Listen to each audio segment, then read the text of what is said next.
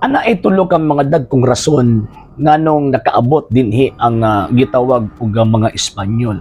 Pinakauna, ipalapnag ang pagtuo. Kay kung wala pa ang mga Espanyol, di ta kailag Kristo.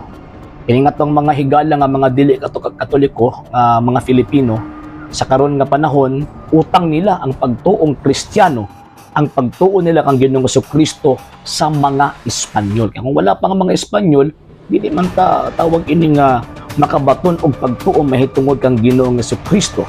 So mo ni pinakaunang purpose or objective sa gitawag og mga Espanyol. Number 2, kining gold. Kaya nagtuo sila nga pag-abot sa Pilipinas, sila ang makabenepisyo in terms of economic wealth.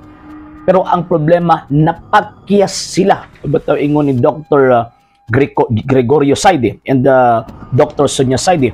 But by and large, the first colonial aim, propagation of Christianity, was the most successful and enduring. All the colonies which Spain had colonized are now Christian nations. Spain had failed to become rich by colonizing the Philippines and other countries. So napakya sila sa kung ingon tawag ini nga pagpadato ang ilahang tumuog tinguha dinhi sa Pilipinas, napakya sila. Tungod kay ilahang mag-colonize ang Pilipinas, so burden gyud sa Espanya ang tawag ining kaban or kwarta or support para sa gitawag og Pilipinas.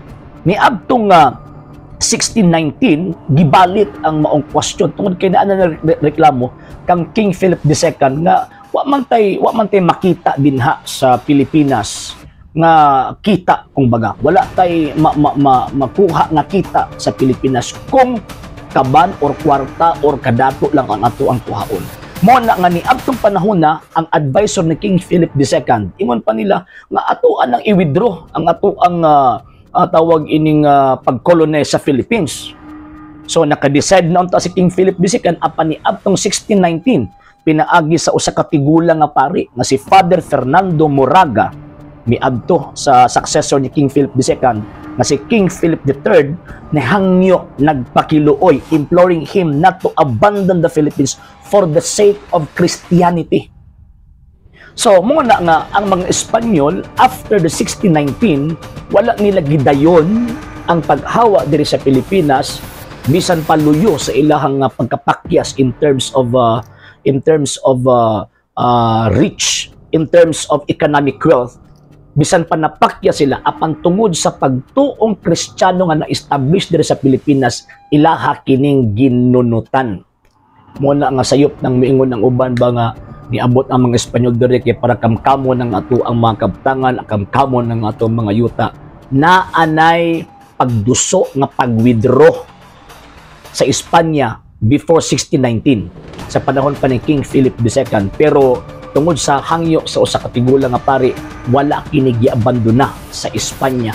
Nanuman tungod kay natisok na, natanom na ang pagtuong Kristyanismo og again usa kana sa mga tuyo sa Espanya nganong niani sila og nahiabot sila niining maong Pilipinas.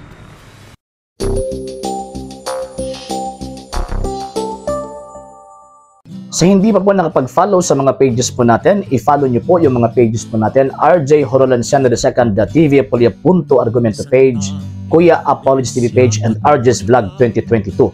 And pwede rin po kayo mag-send po dyan ng Facebook stars. And also, sa atin po mga channels, sa hindi po nakapag-subscribe, i-subscribe po ninyo yung mga channels natin, Dalay Catholic, Apologies International Official, RJ Sano II TV, Kuya Apologies TV, and Barrio Kawayan Religious Forum. And pwede rin po kayo mag-send po dyan ng super sticker, super chats, and super thanks. And maraming salamat po sa mga kapatid at mga Katoliko na ulis pong tumutulong sa programa po natin. Maraming salamat po. Nang dahil po sa tulong at suporta po ninyo, ang programa po ito, until now, andito pa rin po sa social media. And until now din po, nangangailangan pa rin po tayo sa tulong at suporta po ninyo dahil wala po kami magagawa rito mga sir, mga ma'am, kung wala po yung tulong at suporta po ninyo. Sa gusto pong tumulong, sa gusto pong sumuporta, pwede po ninyong ipadala ang tulong at suporta po ninyo sa pamamagitan po ng ating mga account numbers dyan po sa ating pong screen.